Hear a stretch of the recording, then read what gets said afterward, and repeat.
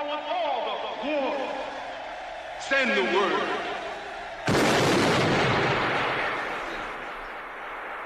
Well, there we go. Good evening and a very warm welcome to the first for a long time Dr. Rock's internet radio show for the very first time on Slipstream Media, coming to you from posttruthworld.net, and we have truly ended up somehow in a post-truth world, innit?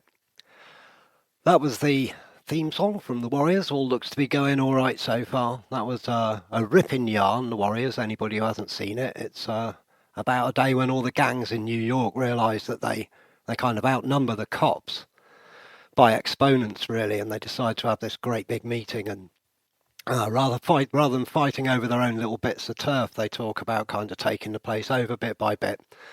I guess unfortunately they go for the Messiah model, and a definite rogue within their number decides to take out the Messiah, and then there's much running about and chasing and fighting and stuff, and it all goes back pretty much to the status quo ante. I don't know whether we can learn anything from that or what, but just for the moment I'm going to play another couple of tunes.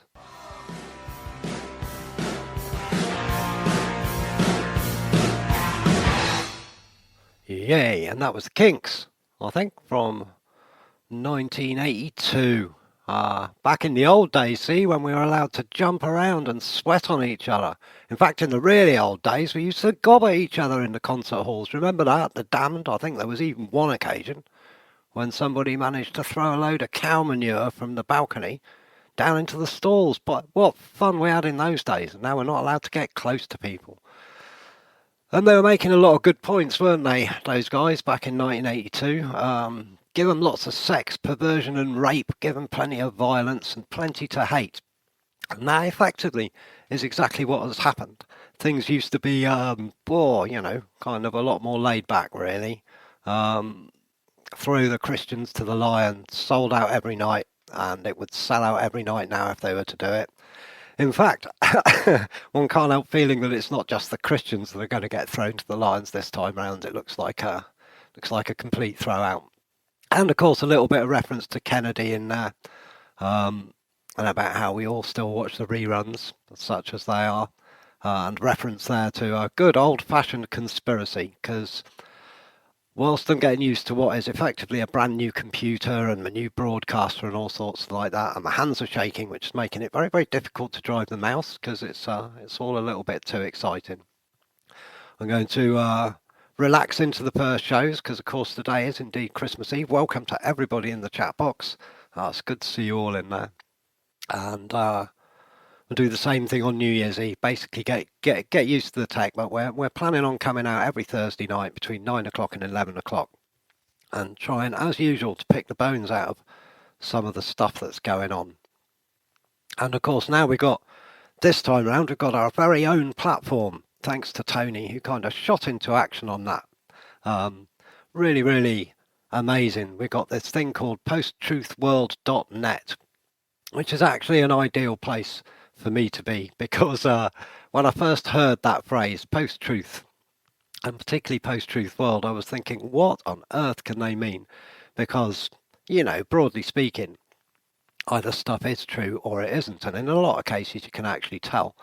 But we have really, really, really successfully managed to get ourselves into a position where not only is it difficult to tell the truth from fiction, but by and large, when one can distinguish the one from the other, it seems to be mostly the kind of mainstream narrative that's the fiction, and the truth is somehow being discarded, ignored, swept under the rug.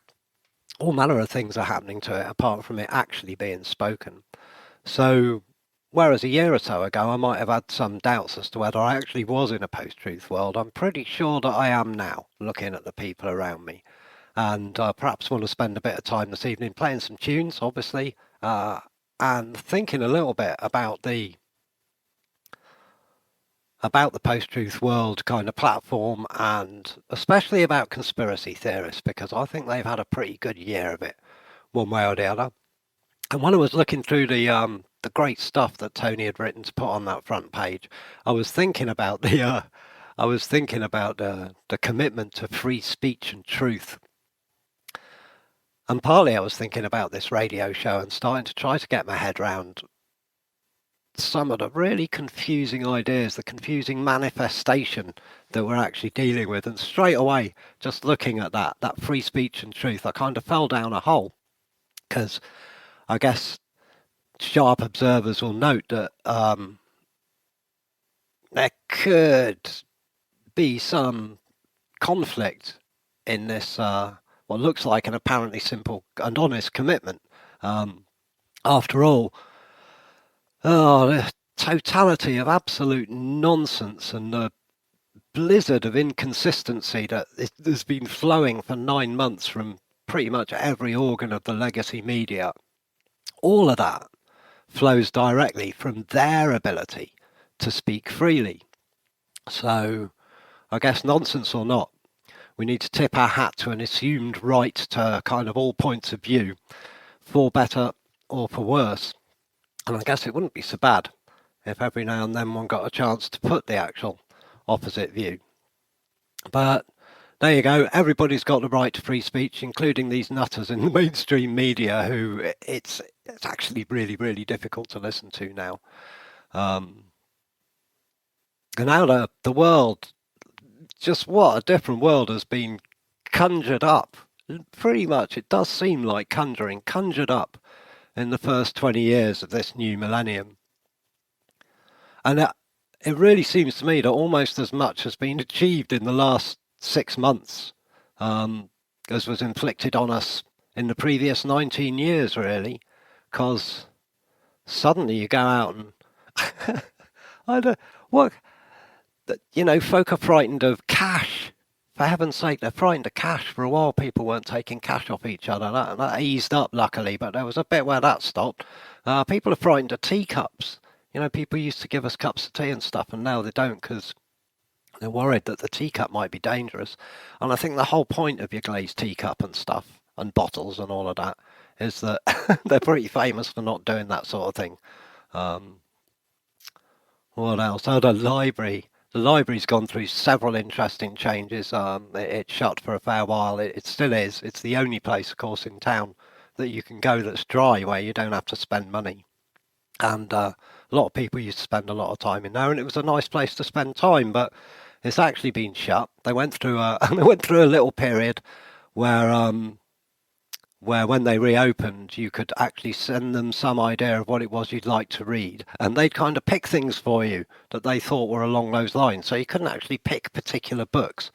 that was quite an interesting approach, and it worked pretty well for me and Synchro. Really, we got quite a lot of stuff that was worth reading. But now they've got this system where you can order your books again.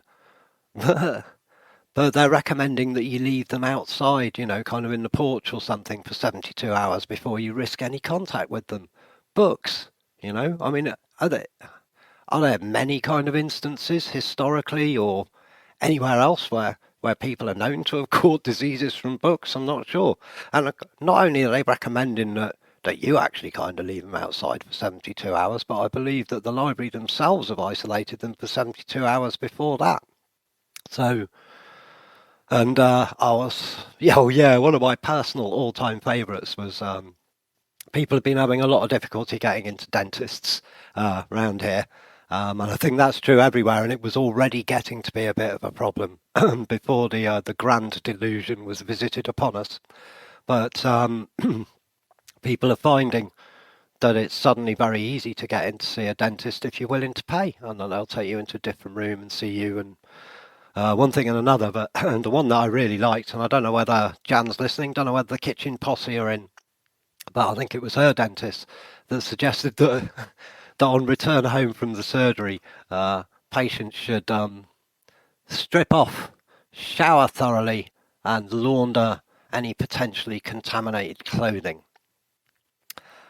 Which is a real jaw dropper, really, as if going to the dentist wasn't stressful enough. But I think, really, especially in terms of the show and all of that, one of the most noticeable thing for me is that pretty much everything that was once sort of generally regarded as harmless fun has quite suddenly become potentially lethal an amazing variety of things, standing close to people, pubs, cafes, theatres, festivals, community exercise, lots and lots of community stuff appears to have stopped happening, even though, reasonably speaking, it's all in the open air where technically there's relatively few restrictions. But there you go. A lot of community stuff has kind of stopped happening on the ground, and it, like everything else, has found its way onto the internet, which, of course, is totally missing the whole point of the thing. And I find especially distressing because, in my opinion, this is particularly a point in time when we should be getting together, getting out, and planting food, say. But there you go. People are what they do, aren't they? I mean, even meeting grandmas become dangerous. Who'd have thought that that could have happened? Eh? Who'd have thought that could have happened? And all of this, of course, is being there's that'll be Patrick and on 7542 saying they're only acts and statutes, which is a fair point. I think actually that most of the control that is being exercised at the moment actually isn't even really an act or a statute. Because as far as I can gather, there was a piece of primary legislation of some sort, the name of which escapes me at the moment. There's been rather a lot of it. And then a lot of powers are being claimed on the basis of that enabling legislation, which are not in fact enabled by the legislation. We've still, I think, got to hear any concrete results, I sort of, first hand from the courts as to how all this is going. But I gather that most of the fines are not being paid. And it will be very interesting to see how much any of this stands up when it gets to court. But as you know, Pat, and I know, it's at this stage in the game, at least, it may get there, but at this stage in the game, that's not really what the matter is. The matter is that people are just complying. They don't need to be actually forced to do it. They're sort of doing it anyway. A lot of it, they're given the impression they have to do, like wear a mask and stand 6 feet away from people and things like that when they're in shops or whatever.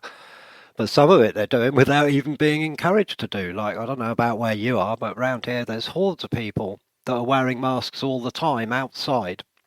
And of course there is no requirement, I don't believe, anywhere in the UK PLC for that to actually occur at the moment, but they're just doing it voluntarily. And I would note as well that the people that are wandering around with masks on here, we might get onto the subject of masks, we will eventually, but possibly not today. The people who are wandering around with masks around here are mostly the most frightened looking ones, and they are the ones who are, a lot of them are the ones who are most likely to get damaged neurologically or, through respiratory problems just through putting these things on. Sadly, they're not likely to be helping anybody else by doing it either, but that's what apparently is motivating most people to do it. And it is, I mean, where you got to kind of actually wade through the irony, haven't you, here, that, it's dangerous to visit grandma or kind of give her a hug or whatever, even if you're a little kid where there's been, I don't think, a single case of transfer from the little ones to the oldsters. But all of that is really ironic. If ironic's the right word to use, if you consider the excess deaths worldwide amongst the elderly, which have been kind of like widely acknowledged. It has been acknowledged that the old people at the beginning of 2020 were put into a situation which led to tens of thousands of them dying before they would otherwise have done. And this was especially true, unsurprisingly, of those that were in the tender corporate embrace of the don't care homes. And these deaths were arising from acknowledged poor practice, and what that did was amplified the effects of I don't know. Let's call them seasonal variables, whatever we choose to call them. And the result was tens of thousands of and rather than kind of standing up to the plate and admitting to that, they're trying to get children to be frightened of visiting their grandparents over Christmas. Absolutely shameful. It is amazing. It is amazing how extreme the situation has become.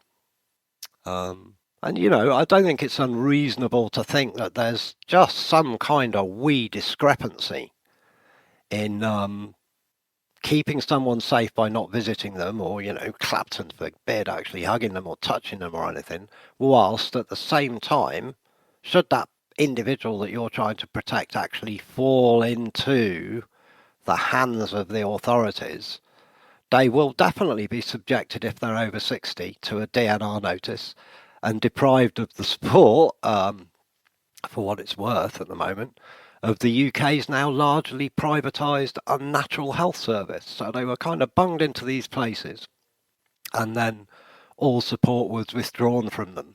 And I think last time they all had DNRs put on them as well. So that's I find these things particularly disturbing, these inconsistencies. But that, of course, is, I think, as has been pointed out, exactly the point of the inconsistencies.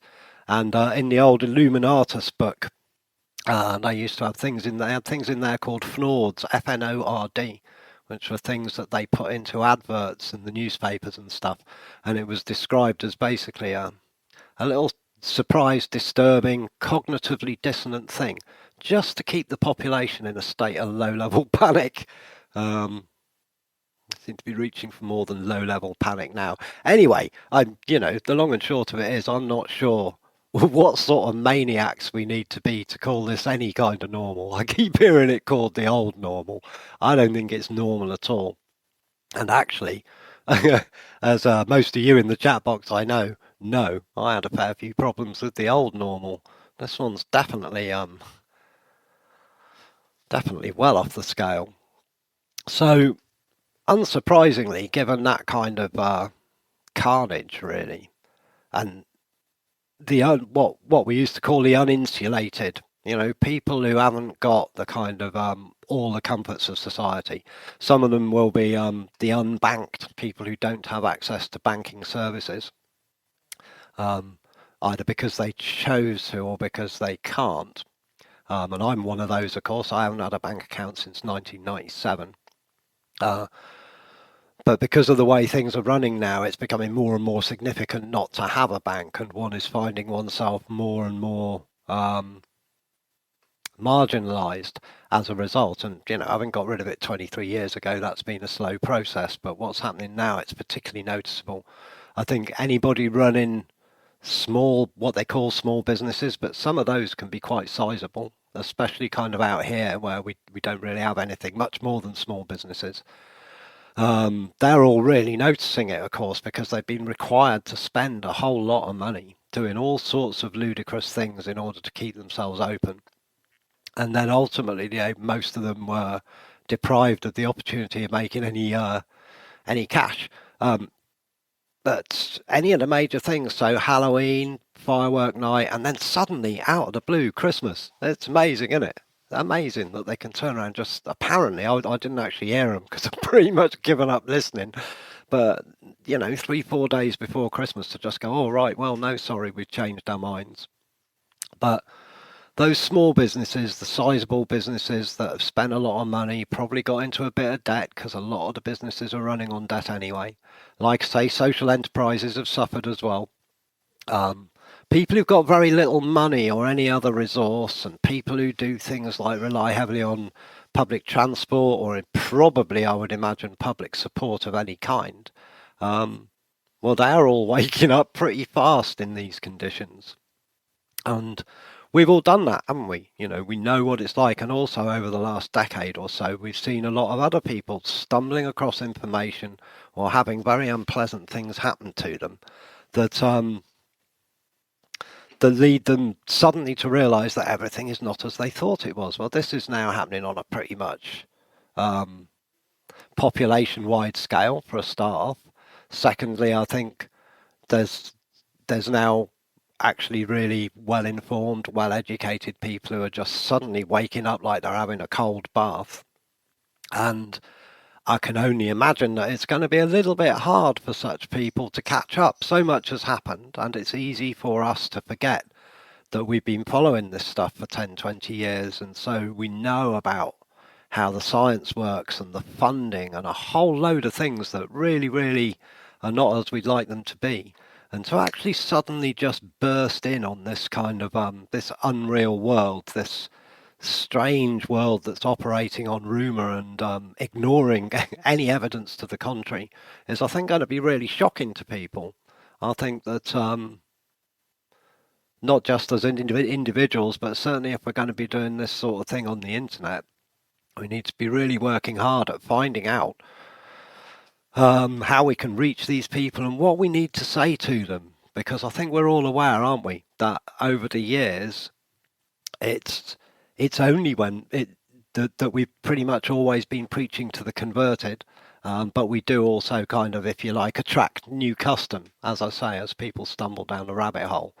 Well, at the moment, there's got to be an opportunity to talk to a whole lot of people. I'm really hoping that with like blogs and conversations in the chat room and maybe people coming on to either this radio show, this or starting others, that we're one way or the other going to start addressing some of these problems and start trying to work out how it is that we're going to communicate better and hopefully actually get a proper coherent team of people together that can genuinely move forward shoulder to shoulder. Because let's face it, over the last 10 years or so, most of the internet radio that we've tried to do hasn't been that kind of unified. Now there is actually there will be a drive from the population, and there will be a need because of circumstance to actually make what we've tried to do several times before actually occur. And I'm really great to see there's so many of you in there. I really hope to see stronger and stronger as time goes by. And I'd like to see one of those chat boxes developing that is really, really helpful to people who need help and is absolutely deadly to people who come in there to make any kind of trouble. So there is, without doubt and without any kind of avoidance at all, a massive awakening happening, but into a world which is completely incomprehensible if you've not been paying attention. And all of this is occurring just as years and years of careful research, much of which explains not only what is happening, but why it is happening, and it's being removed from as many public platforms as possible. That, again, I think is a pretty, just on the face of it, really disturbing aspect of what's going on. We've built up a useful collection of people that we watch and rely on nowadays. On the internet, people who make reliable predictions, people who are kind of like on top of subjects 7 years before they hit the mainstream, all of that. And pretty much every single one of them has been banned from YouTube. Apart from James Corbett, so he must be a shill, eh? They haven't thrown him off yet, but he's been so careful, hasn't he? But everybody else, Amazing Polly, the Dollar Vigilante, Ice Age Farmer, the list now is really, really long. And pretty much everybody, in fact, everybody I was watching was on that list. Now,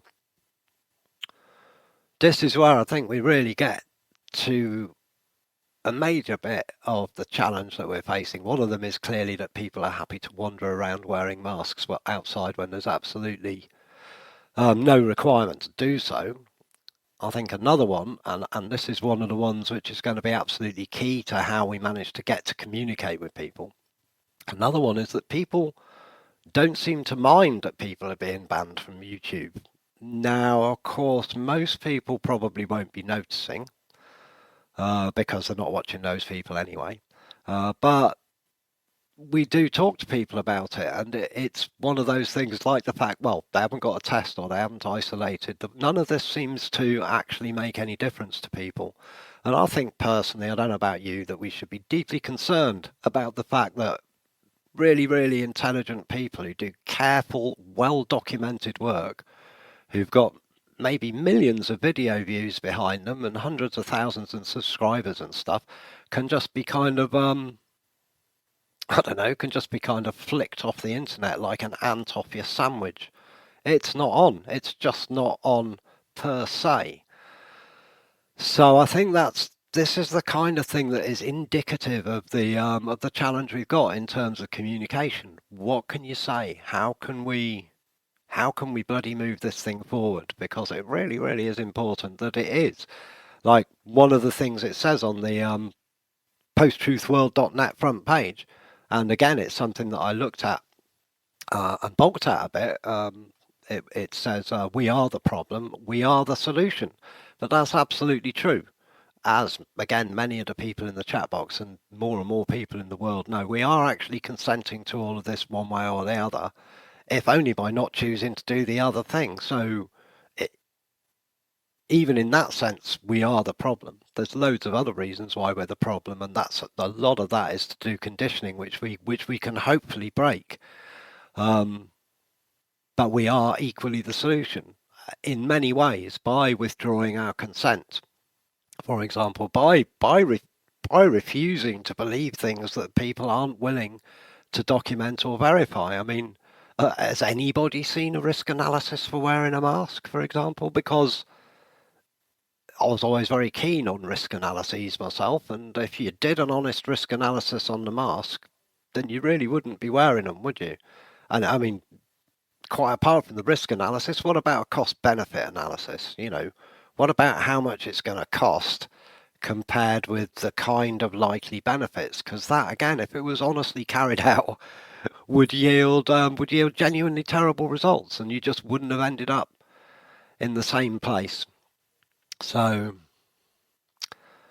but as people are being banned, you know, new platforms are arising like this one. There's been a lot of them, though. BitChute seem to be doing a really good job.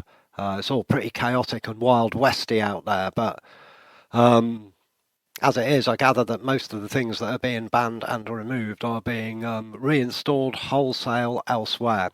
And whilst people keep telling me that the internet's going to get shut down, and that's as you know, totally ignorant of these things, I can quite imagine that that could happen. I have been assured by other people who know a lot more about it than I do that actually the thing is quite robust and that a total shutdown would be very difficult.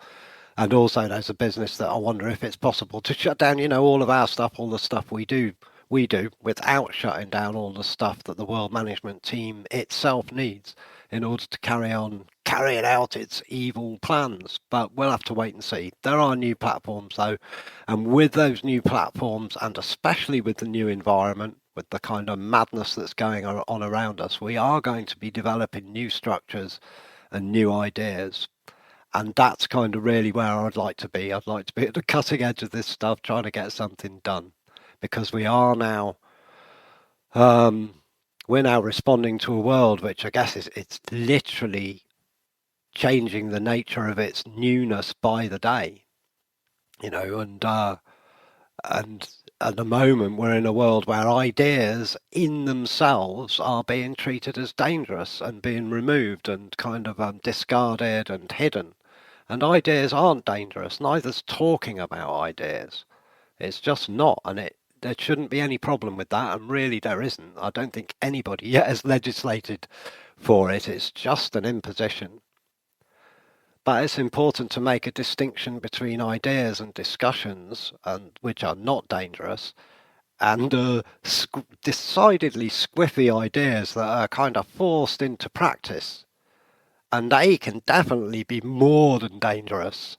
And I think that a number of folk are beginning to notice this because there are insane things being instilled at the moment. And, you know, everybody will have their own idea of what they are. I don't need to let you know what mine are. You can take your pick, I have no doubt, because nowadays, again, unlike 10 years ago when I go out on the streets, I hear a lot of people talking about this, a lot of people wondering why it is that somehow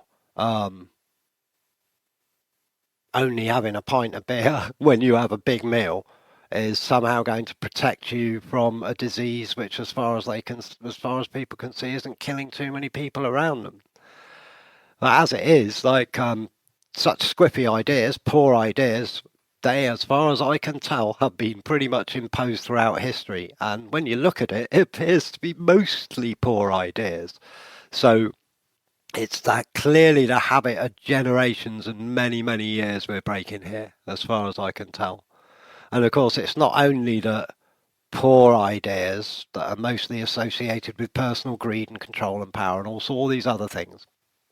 It's not only that poor ideas make the progress, it's that good and sound ideas are kind of all too frequently compromised, or indeed sidelined entirely when like they become I don't know, too expensive or inconvenient or embarrassing to somebody, or they've forgotten how to do it or whatever. But there's been loads and loads and loads of those things over time. And again, everybody, this could be an infinite list and everybody will have their own. But the ones that sprung to mind for me when I was thinking about it was like double-blind placebo-based trials, empirical scientific investigation, free of conflicts of interest, transparent auditable accounts, sound money, personal and commercial autonomy, actionable accountability, i.e., when people screw up, or indeed when they do a really good job, then there should be a way of actually ensuring that things carry on or that they don't carry on. But at least they should be noticed and preferably acted upon. So all of those are things which have worked locally in the past. Maybe sometimes they've even worked nationally, maybe sometimes we've actually managed to run a tribe on these kind of things and it's all been honestly done.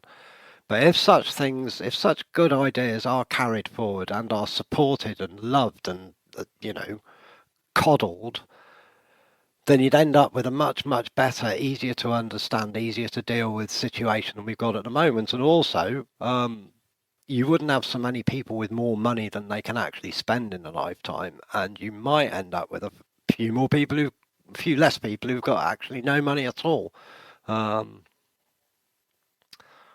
really, that stuff, that's what it is. It's the profound lack of those kind of sound implements and institutions anywhere.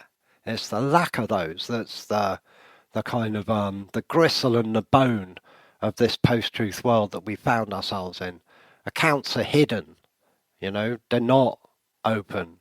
Not all science is science, not by a long chalk. Peer review is shaky as hell for all sorts of reasons, and sometimes it's corrupt to boot.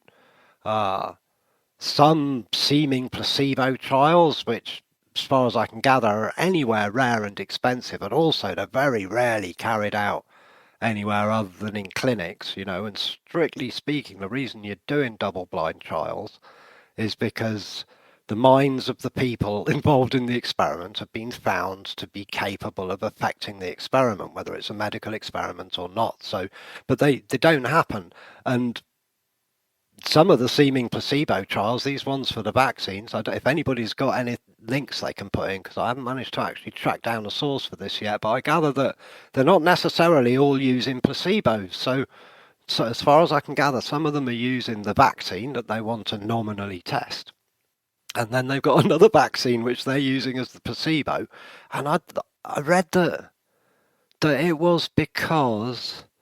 what was it? Oh, that was it. It was because if you used an actual placebo, then some subjects notice that they don't get any side effects. So they recognise that they've been given a placebo and not the real vaccine, and this distresses them. And honestly, I sat thinking about that for some time. I mean, you pick the bones out of that one, that's a real problem, but you definitely can't be running placebo trials without a placebo. And then, of course, on the big scale, like entire economies and banking systems can and are brought to their knees pretty regularly, really, without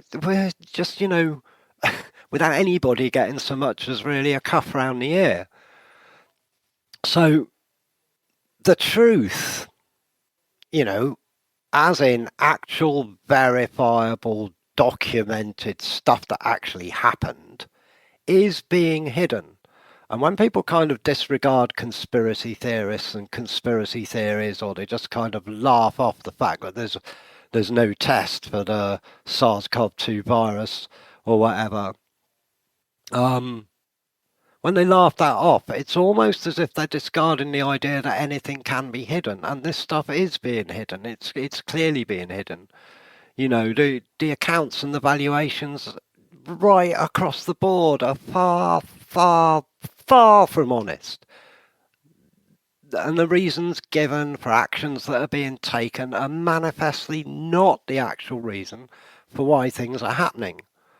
And to think that is being taken to such an extent now that people are seeing it straight away in the news without having to do any research at all, I think I think there's so much bullshit in the air conditioning that I think that people are just beginning to recognise it for what it is, just in and of itself. Now that's a big change as well. Can't imagine where that's going to go. So they're lying to us about why they're doing things. They're lying to us about why things happen. This is why everything appears so inconsistent.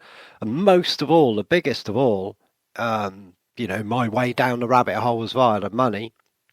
Most of all, the strictures that are put in place to prevent most sorts of crime do not actually apply ever to those people who commit such crimes with like perseverance and dedication. So long as they do it big and again and again and again, then the people they work for might get the entities they work for might get fined, but they get to carry on doing it again and again and again and again. And 9 times out of 10, it involves the abuse of people for whom these guys are supposed to be doing a service.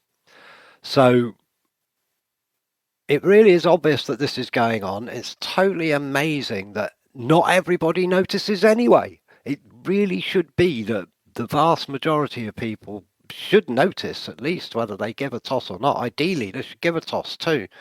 But what is really, really strange is the fact that even if you kind of like actually bring proof and make all the best arguments you can, nothing's going to change.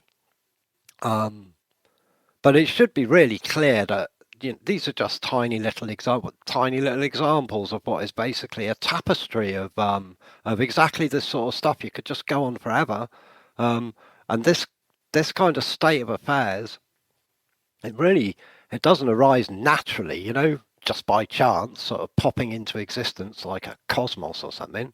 And it doesn't occur simply through coincidence either, although coincidence might, lend a hand.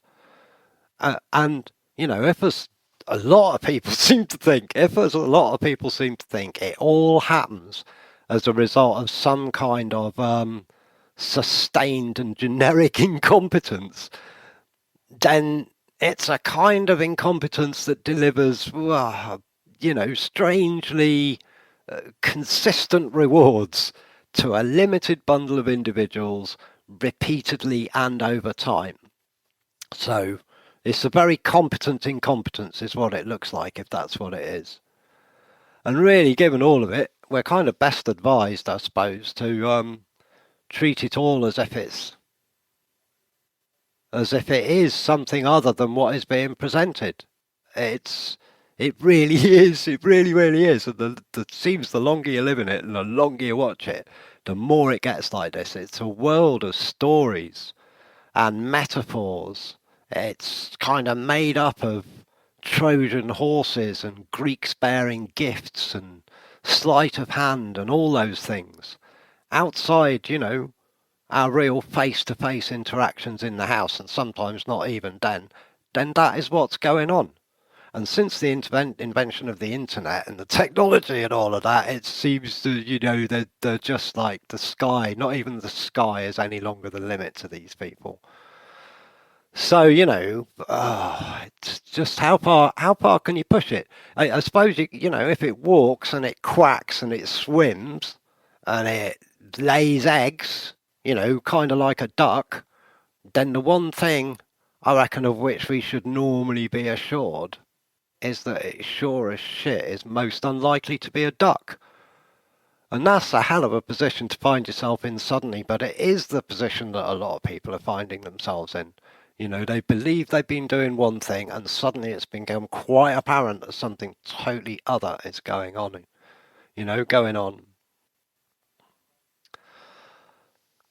And if push comes to shove, if we're going to say, we're up for free speech and stuff, and we are, I don't really mind what people say, it's fair enough by me. But if anyone is allowed to say anything they like, and they are, as is shown by the mainstream media, then surely it's got to be incumbent on all of us to run some sort of check, on the information we're getting. Try and sort the chaff from the warplane, because whether it's a conspiracy or a cock-up, whether it's a conspiracy or simply an unstated shared agenda, just a bunch of people who want the same thing, moving in the same direction, so it's kind of like they're working together even if they're not, even if that's what it is. We've all got to have some sort of handle on what we're being told, by whom, and for what reason. And again, this might not have been obvious to us as young people or whatever, but as we've grown older and as we've, I don't know, it should be apparent now that one reason or another, information from one person is not the same as information from another person, you know? And if you don't know anything about the person that's telling you the stuff or where it came from, then you can't know anything about whether it's right, wrong, or indifferent. If you haven't actually looked around, say, to see if there's kind of any broader information, whether you can get yourself kind of, I don't know, some sort of field of reference to put against the information you're getting. But one way or the other, we've all got to work a lot harder at this. And I would include myself in this. You know, I'm gullible as feck, really. I just bloody believe anybody until they stab me in the back. And even then I might think twice. So really, in this regard, like personal knowledge, careful research, what used to be known as due diligence, they're really the only safe path. Consulting with the fact checkers is positively, definitely, and absolutely no solution. Due diligence means you've got to engage your own consciousness in the problem, not somebody else's. And like that meme said, you know, fact checkers only started turning up when the ugly truth started getting out, just like organic food only turned up when they started poisoning the food chain. So I guess just before we go into more music, the point I'd really like to make, and as many of you know, I actually really quite enjoy reading these kind of official guidelines and reports from the Bank of International Settlements, all the rest of it, and the occasional scientific paper, as far as I can understand it. And the reason I enjoy that is because I am absolutely gobsmacked every time I do it at what these people actually write, you know, and whether or not people are willing to listen to words from the horse's mouth, from their own reports, from their own peer-reviewed scientific papers, you know, from their own data. If people are not willing to listen to that and they want to go with a narrative that's completely unverifiable, then there's really very little I can do about that. But I'm still going to look at one thing as tending towards the truth and the other thing as tending away from it, you know? It really is amazing what's written and said about the World Management Team's plan for planet Earth and its denizens, and much of it is in really clear and uncompromising terms, and it is as well. It's straight from the horse's mouth, you know. It's not like coming from the BBC or out of a newspaper or something where somebody goes, oh, blah de blah de blah, this is what the scientists say and this is what the experts say. These are the people who are responsible for implementing global policy, and they're telling you what it is they intend to do. Most people, of course, don't want to read it. It would be really helpful if occasionally they maybe paid a bit of attention to people that do, but in the end, they're going to all of them have their faces rubbed in it anyway, it seems. And when push comes to shove, whichever strand of study is chosen, you know, and again, massive list, but go politics, economics, history, physics, psychology, whatever, it generally becomes really quickly apparent just why it is that conspiracy theorists choose to theorize that conspiracies, open or otherwise, because they're not all secret, that conspiracies specifically govern the flavour and direction of much of what has happened in the past, what is happening now, mostly again, and what will happen in the not too distant future, mostly again. You know, and in many cases, these conspiracy theorists who've got very good reason to believe what they believe, more good reasons than many people do on the planet because they haven't done the work. In many cases, the theories they're coming up with actually resolve a whole lot of difficulties which inevitably arise in the confusing and inconsistent stories that are made up to kind of try and cover up what's going on. And not only do they kind of resolve difficulties in the existing theories, quite often they raise no new outstanding questions. And that again is surely a sign of something that's worth looking at. If you've got something that's full of inconsistencies and holes, and you come up with a new theory which has got evidence behind it, and it removes the inconsistencies, it removes the holes, it answers your questions, it doesn't make the situation any more difficult or any more confusing, then that's a good way to go. And again, that's one way of telling the difference between one thing and the other.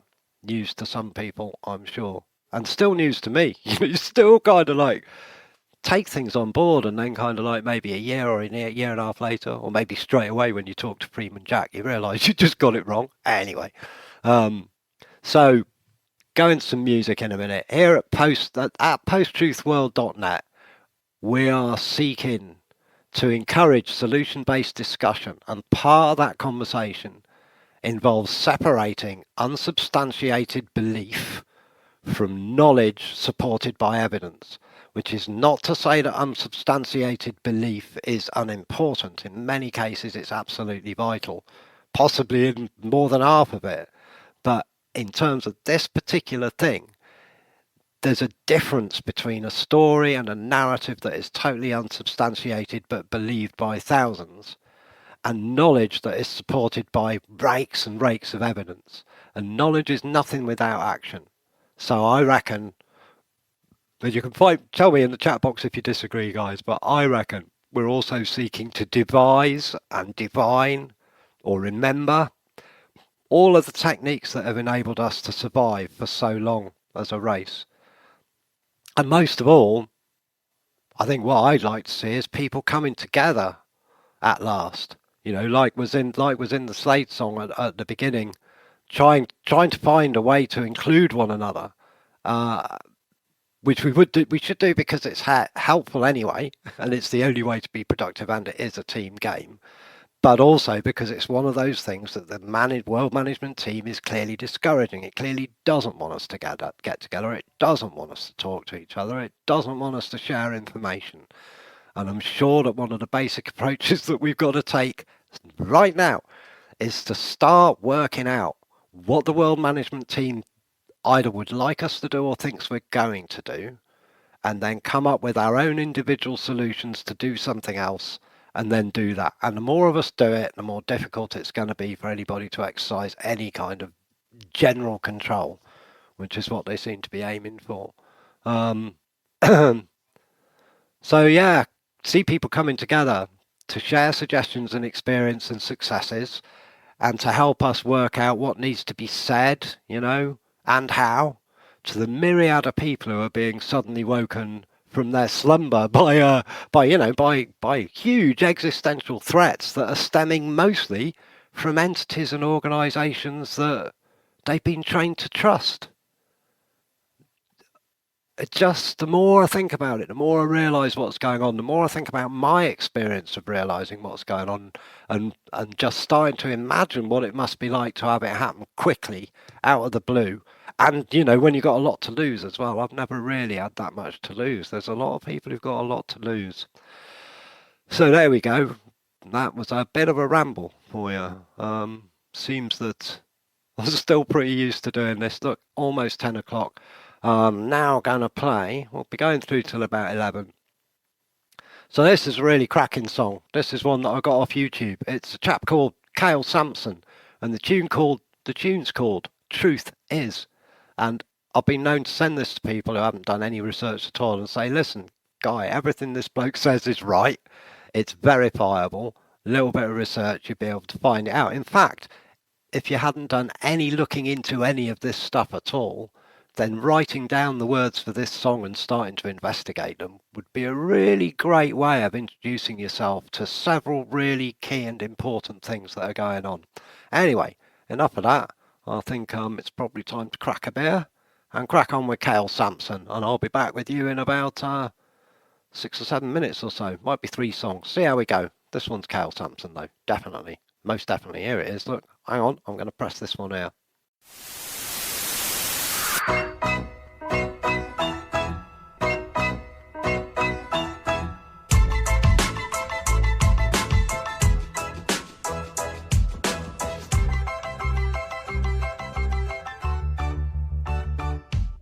The truth is that we need to open up our eyes so that we start to see all of the lies that we were told and we... Watch out, it's the vegan police and we don't want any fuss. We saw what you put in your basket today, and you're gonna have to come with us. You're gonna have to come with us. You're gonna have to come with us.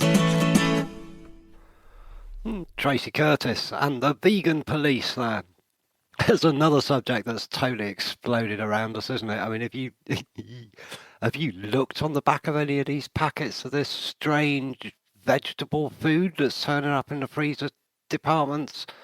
Very, very strange indeed. I do find myself wondering, just because it hasn't got animals in it, does that mean to say that it's necessarily vegan? And most of the vegans that I know who do well on it actually have some understanding of their kind of protein requirements and all of that. It's going to be very interesting to see how that one works out. Anyway, not to mention the vegan police, of course.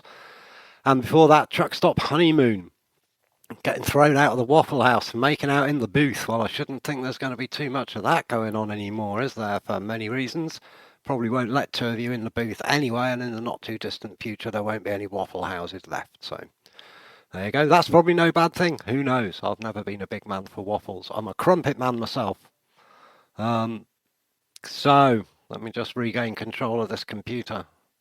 What's going on here? So, and like I say, that Kale Sampson song, that's great. You could really make a good basic curriculum out of that. Really, really clearly sung. And I know it was said in the chat box that nice short words, very clearly explained actually. If all the debts were repaid, there'd be no money left and stuff like that. But like I say, everything in that song is bang to rights. Great place to start. Freeman Jacks put Sawyer's Poison. Yeah, I was looking at one. I can't remember even what it was supposed to be. I think it claimed to be textured soy protein or something. Whatever. They actually only had 1% of that in it. And there was just tons of other things, loads of it. And as far as I could tell, none of it was actually food. There you go. Just another bowl of vegetables. That's what you need. So basically, the long and short of all of this is I think that a seasonal, festive, hearty pat on the back is due to those who are known to the world as conspiracy theorists. Because in my experience, they're patient, steady investigators who continue, in the face of ridicule, at best, to investigate and document what is actually happening, you know? And 2020 has seen so much of their work and research vindicated that there really should be prizes rather than this kind of apparent sustained desire to, I don't know, put them in the stocks and throw tomatoes at them or just laugh at them or whatever. But so many of them, and like I say, banned from YouTube. I'm thinking of people like Amazing Polly and what's his name? The man that did the anti-vax. I've forgotten him. Loads of them. Anyway, I can't remember any of their names at the moment because I'm live. That's the way it goes. Their work's been vindicated, you know, and rather than being banned, their work should be celebrated, encouraged, investigated, and built upon, rather than buried. And this careful analysis that they've got, all with different methods as well, are also different in what they do and how they choose to put it across and stuff. But what you're seeing there is kind of careful analysis of original sources or genuine witness statements or whatever. And because it's focused and organised and systemised in whatever kind of system they choose to use, they have a kind of, like I say, a kind of predictive power. So somebody like James Corbett will be reporting on something like, say, medical martial law 7 or 8 years before it actually becomes important. And he'll probably do several interviews over the years. Other people like, I always think especially of thunderbolts.info, the cosmology, astronomy sort of channel on YouTube, who have the ability to basically make predictions because they're doing studies in plasma labs and they look at what NASA's doing and have some kind of grasp as to what it's supposed to achieve. They quite often make predictions that are, say, the opposite of NASA, who are running the experiment, and 9 times out of 10 they're right. And you don't see that sort of predictive power or any attempt even to do it in the national press, as far as I can see. It's just kind of blah, blah, blah, kind of scaring you. And they can't tell you what's going to happen next because they're not actually telling you what's happening now, you know. So really, these guys who are just disregarded as conspiracy theorists, they're just leaving the denialist whores in the legacy media like glued to the starting blocks in kind of any race to define and explore and explain what's actually happening in the world. And the phrase conspiracy theorist is normally used dismissively. It's not simply, you know, a description of what they do, you know, as if all conspiracy theorists are kind of feckless, misguided, poorly informed numbnuts that just sort of hang around not paying attention and making things up. And that's definitely an accurate description, because that's what I've been experiencing for the last 20 or 30 years or so. Slowly but surely learning a lot of things about a lot of things. And just, it's all totally disregarded by people who haven't looked at all. It's very, very strange. It is. Just, we are treated as feckless and misguided. But I suppose, you know, by way of balance, experienced theorists such as ourselves probably believe more or less exactly the same thing about the mainstream media in its entirety.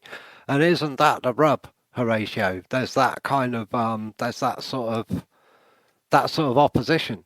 Both sides are, somehow there's got to be some movement really from both sides on that if there's ever going to be any kind of, any kind of resolution of the problem. But, you know, all of that aside, this treatment itself seems to me to carry inside it the implication that there's nothing to worry about. And, you know, certainly no conspiracies of note. And that's, you know, despite the notable fact that people are getting locked up for conspiring all the time. They are. And actually, at least in theory, conspiracy is quite often an aggravating factor, such that say conspiracy to defraud, for example, can be treated more seriously than straightforward fraud. Well, you know, at least sometimes, isn't it? But the old Black's Law Dictionary, it's quite clear on what constitutes a conspiracy.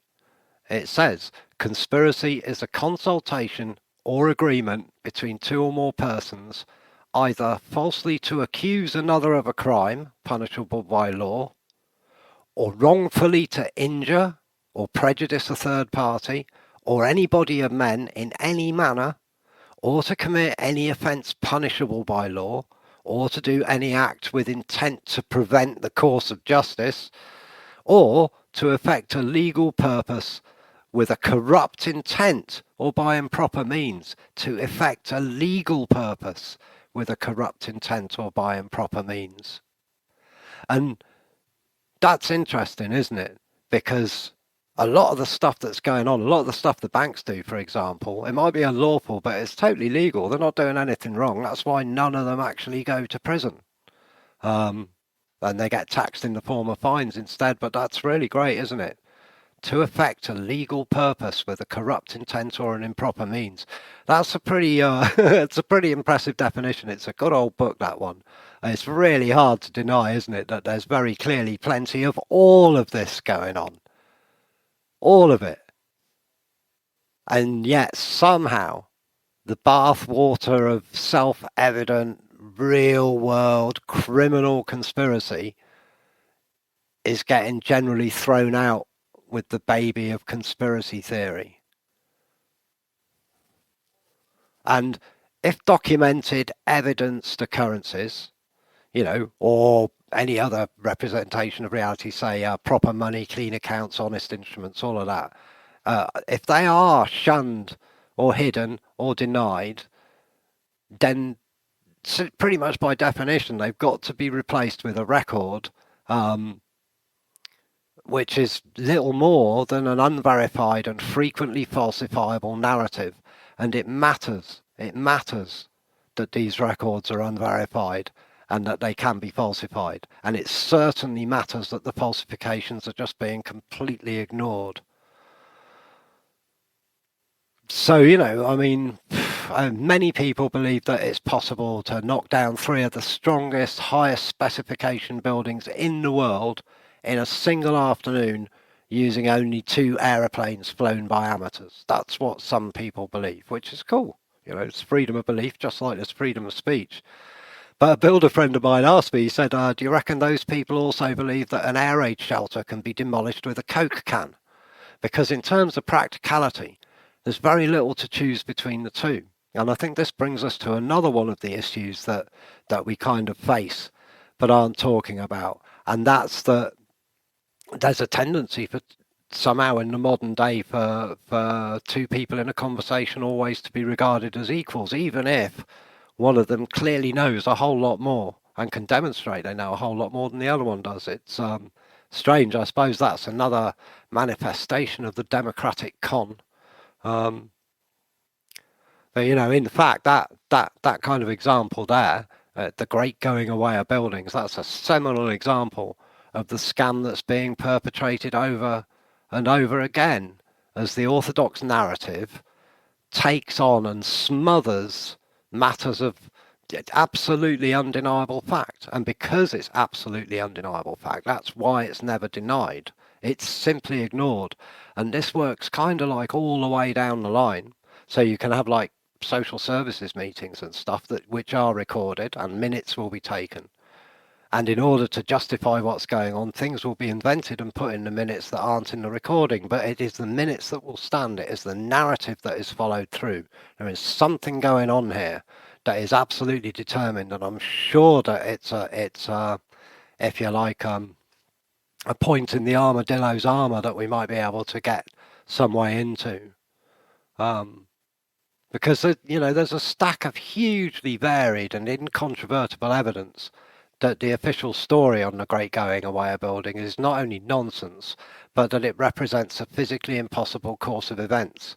And yet the alternative, the conspiracy theory that makes all of this plain, excuse the pun, that remains unacknowledged. Indeed, it continues to be suppressed in the courts and the media with admirable and, you know, quite frankly, quite disturbing thoroughness. Or after all this time, that, you know, despite the fact that this time the theorists, the conspiracy theorists themselves are engineers, they're architects, they're firemen, they're pilots. Even a substantial number of those people actually wrote the official report were vigorously dismissive of both the process and the outcome, the means of doing the report and the report itself. And this is exactly the same thing as we're seeing now. We're seeing ever increasing numbers of doctors and epidemiologists and virologists and emergency room practitioners and people. And that's been going on right from the word go, telling us that the SARS-CoV-2 thing, the grand delusion, is not what we're being told it is. It is exactly the same thing as has been done for the last 20 years. Amazing. And effectively, it seems to be becoming all too common on local, national, and an international level. You know, the people who know are being ignored, whilst those who have shown themselves, sometimes many, many times over, to be unqualified to comment, possibly even worse, well, they're continuing to hold the stage. They're continuing to get the money. They're continuing to be asked to turn out the models or run the banks or ensure probity in the financial system or all of that. People who know are ignored. The people who don't know are listened to and paid a lot of money. And although, you know, I quite accept it's possible to dismiss, and many people would, this sort of stuff as a matter of opinion, but it nonetheless is an opinion that's supported by like the sworn testimony of many people who were present on that day when those buildings disappeared, and the sworn testimony of architects and engineers from around the globe who, as I think they call themselves AE 9/11 Truth, they're still battling for recognition of the actuality to this day, very nearly 20 years on. And that's to say absolutely nothing of the financial shenanigans that are absolutely known to have occurred. In fact, it seems likely to me that the financial shenanigans, or elements of them, were the major rationale for that whole operation, whoever it was that you thought did it. Still, 20 years of cover-up, eh? Do you think there might have been a conspiracy? Oh, I don't know. And that's why it's so important to be making a conscious choice of our sources, to be discriminating in that choice, and to discover ways of doing both of those things reliably. And those are things that have come to many of us over many years, partly by watching people who are really, really good at it. And I think that some of these are the things that we need to have at the forefront of our mind when we're dealing with the newly awakened, or with whatever it is that's coming, because there's going to have to be a lot of explaining done one way or the other. And like I say, it's worth noting that the conspiracy, the opposite story to the orthodox narrative, because that's what they're referred to, it's never really opposed. It's sort of not even acknowledged. It's not denied. It's simply ignored, and it's ignored, and it's ignored, and it's ignored until it goes away. And where possible, of course, it's censored as well. It's really, really effective, And you kind of almost feel that they absolutely know that they can't afford to engage with this stuff. They just can't afford to engage, and that's one of the reasons why generally they appear to be extremely sensitive to criticism. So people like the World Economic Forum, who took a right kicking about that, you will own nothing and you will be happy, video that they put up in 2016. Well, apparently since it started attracting so much adverse attention, they've taken it down. So they kind of know that they can't engage on any of this stuff, and they're awesomely effective at not doing it. I don't know whether anybody heard Ghislaine Maxwell's bail hearing when it was streamed live by our Sean Atwood. But she was I think she cracked a couple of times. She must have been on the stand for like 5 hours, and she was awfully good at doing exactly what's being done, at just staying out of the way. Just staying out of the way, not engaging. And that this kind of division between narrative and reality, it seems to me, is discoverable pretty much everywhere we look.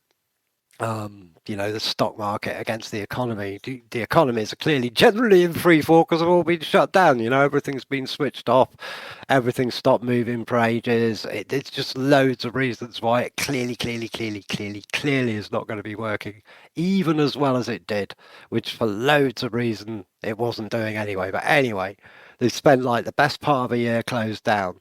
And they've actually been suffering since 97 and before that. There's been supply shocks, demand shocks, restrictions on trade, additional costs have all totally severely affected the small and, like I say, the not so small businesses.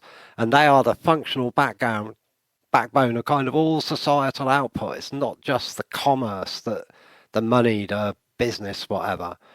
The stuff they do and the way they do it has traditionally been the kind of backbone and the skeleton of our societies, especially locally, and how they work. And taking them out takes the backbone, takes the vertebrae, takes the structure out of the whole thing. And at the same time, favoured corporations are being allowed to trade whilst insolvent because the banks don't want their debt to manifest in their accounts. So some assessments are suggesting there's like 50% of corporations globally that are this kind of zombie corporations, and some of them have been that way for 3 years or more. And effectively now, while we see all of our mates going bust and we see the pubs shutting down and all this kind of stuff, effectively at the other end of the scale, some borrowers are now being paid to continue borrowing. So it doesn't make any sense that the stock markets, which supposedly represent the value of these kind of economies of which they're a part, are hitting runaway new highs. I mean, it just clearly, again, doesn't make any sense. And it doesn't make any sense because it's happened so many times before. When things were collapsing really severely in Venezuela, their stock market was the best performing stock market in the world for best part of, I think, 2 years, until really, really suddenly it wasn't, And of course, whilst one lot are being made bankrupt, the other lot's enabled to print money at absolutely no cost and with practically no labour, and then use it to buy everything. It's almost really as if the markets now are kind of in an inverse relationship to the economies they represent. And the worse reality gets, the worse the economy gets on the ground for like real people like us, then the more wealth gets shoveled upwards and the higher the exchanges and the markets go. And it just goes on forever. Oh, I don't know.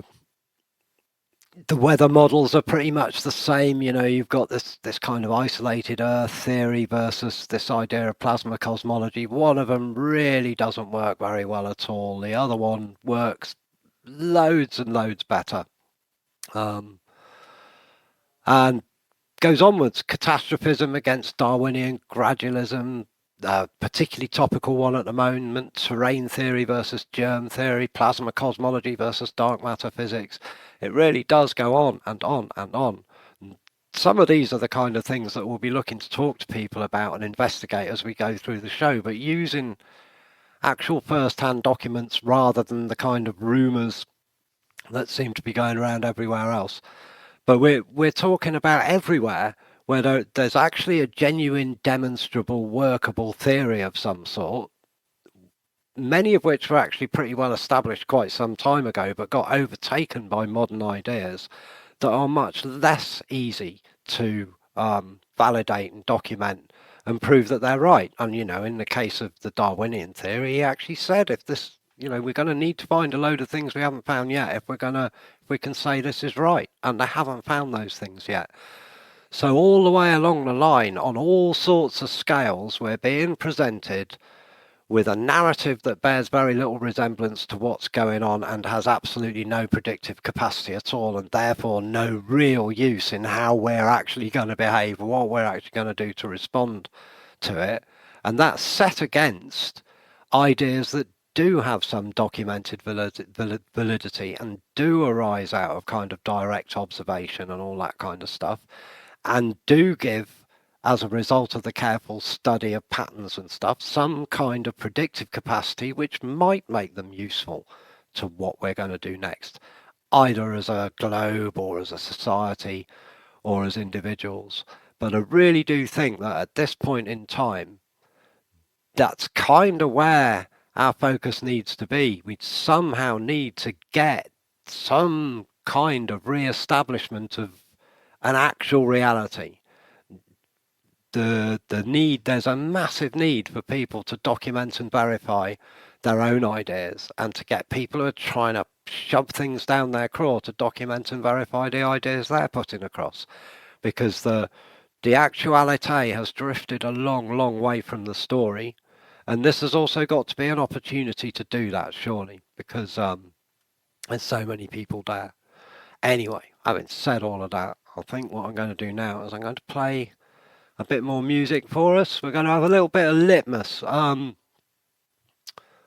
lot of you'll remember him. The tune's called Feeding the Machine. His website is projectfreeman.com, and I like to recommend it wherever I recommend the music, because it's a pretty impressive website. Litmus used to be a sort of project manager before he broke out and went free, left the box behind. And he approached the whole legal, lawful thing from that perspective. He'd heard all of these rumours. He decided that he wanted to find out what the rumours were. Then he wanted to find out whether there was any evidence that they were true. And then he wanted to formulate a plan as to what he was going to do about it. And he handled that all as he would have handled a project when he was actually working for the man. And he logged the process on his website. And it's not just useful in the legal, lawful sense, it's actually useful. Lots and lots of people are going to find themselves with some pretty big new, projects on, because we're going to have to be doing something else. And might be useful to go and have a look and see just how you can kind of plan something, check your output, check your inputs and outputs and all of that, because it's not, as we've pretty much been discussing all night, it's not information you're going to get anywhere else. So here he is, Litmus A. Freeman, Feeding the Machine, from his campervan demos.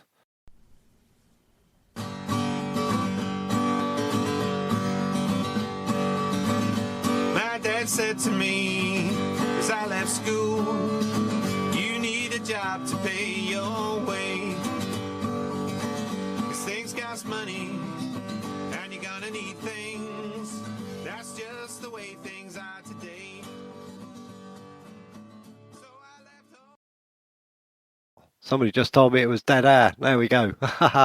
Forgot to press the red button. It was bound to happen. You know, we nearly made it through there. But I was chuckling at the Bill Gates is a wanker. I probably got distracted by that. That's by a character called Charlie Chesick. Very funny song. Got a great video with it. Go and watch it. All these people dancing in empty hospitals. And before that was the Now That's What I Call Corona Christmas album kind of advert by a bunch called Ulster Fry, who, whilst they're not selling it, are looking on their YouTube channel to get some donations for a children's charity, which, like I say, I hope they're personally involved in rather than handing stuff remotely over to. But I thought, there you go, bit of funny stuff after all the serious before. Anyway, massive thanks to Tony for, you know, getting the website together with the radio player and the chat room and all of that, and for playing all the tunes before the show. It's very relaxing for me having somebody else playing stuff there. It's really great to have been back on again. Obviously, it's a bit difficult to say where the show's going to go, because one of the main things was community gardening, growing food for and with local people in all sorts of contexts, really, and that's been pretty much stamped on. We have a bit of a problem in that one of the conclusions I've come to about the COVID is that the most dangerous thing you can be is to be close to people who are members of the new COVIDian cult, because, you know, should they test, whatever, should they, you know, become positive or be defined as positive or whatever, then there's always a risk that they might drag you into the whole thing. So there's a kind of mitosis occurring one way or the other. But we're still hoping to be able to get the community gardening thing on the go again, because, of course, now is exactly the kind of time that we were aiming to need it for, and the whole year has been chucked into a total hiatus.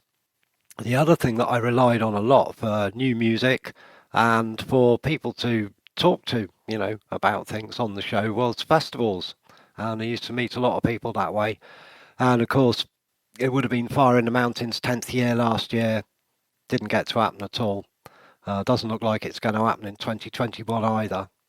So one way or other, this is going to be a bit of a new experiment. We're going to have to find out, you know, maybe a bit more of a magazine program. I'd really like to have people to talk to. So if anybody out there either wants to come on and talk about key things, solutions, whatever, or knows somebody else they'd like me to chat to who'd be willing to come on board, then that'd be awesome. In the meantime, we'll just have to see how it goes. Sometimes there might only be music, but these are the darker months of the year, so one does get a bit more time to kind of pay attention, as it were.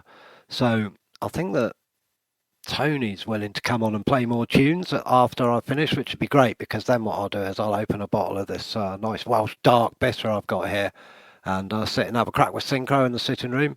But in the meantime, I'm going to play, I think I might have thought about giving Bill Gates is a wanker my vote for Christmas song of the year.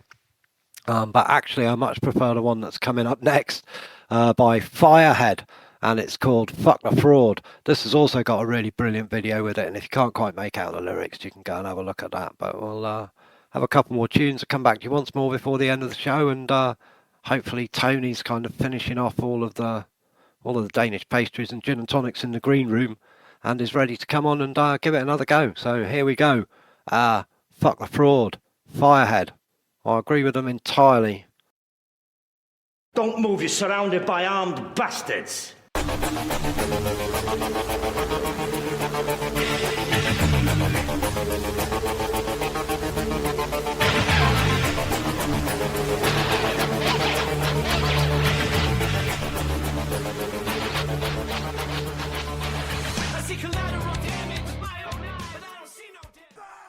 Hey, fabulous or what? That was the Inner Terrestrials and covering the Clash's Guns of Brixton. Of course, before you have to choose between your hands on your head or on the triggers of your gun, you can first of all find out if they are actually going to break down your front door. Because under the current circumstances, I think we might be a bit away from that. Who knows? Great version though. And before that, the Kaiser Chiefs, Angry Mob. I only heard that one for the first time recently. I thought, what a great line. We are the angry mob. We read the papers every day. We like who we like. We hate who we hate. But we're also easily swayed. My old man, he used to get the Daily Telegraph, and I swear he only used to get it because it made him lose his rag first thing every day. So actually, I suppose, you know, one of the basic messages to still try and be hammering home to people is burn the papers, trash the telly, and ditch your smartphone, because none of it's doing any of you any favours at all. And in the meantime, I think really the best piece of advice for the whole show possibly came right at the beginning from that 1970s song. Know where you are and where you've been and where you're going to, because all of those are things that are being hidden from us, and the main reason for doing the research is to find out what's going on there. So, big thanks to everybody for being there. Like I say, thanks to Tony. Massive thanks to Freeman Jack as well for the hideous amount of work he's put into making this system work. This was an open source broadcasting system that worked first time. Well, first time. And that's really excellent. Probably really stable as well. So thanks to Jack, thanks to Tony, thanks to everybody in the chat box, and thanks to our amazing fairy godmother who's kind of plugged all the gaps and actually made it possible to get through all of this and get this working. So that was me. That was the first Dr. Rock's internet radio show, and hopefully we're here to stay. So that was me. December 24th, 2020. What a year it's been. That was Dr. Rock's internet radio show, and this is Dr. Rock. Wakey, wakey. All right.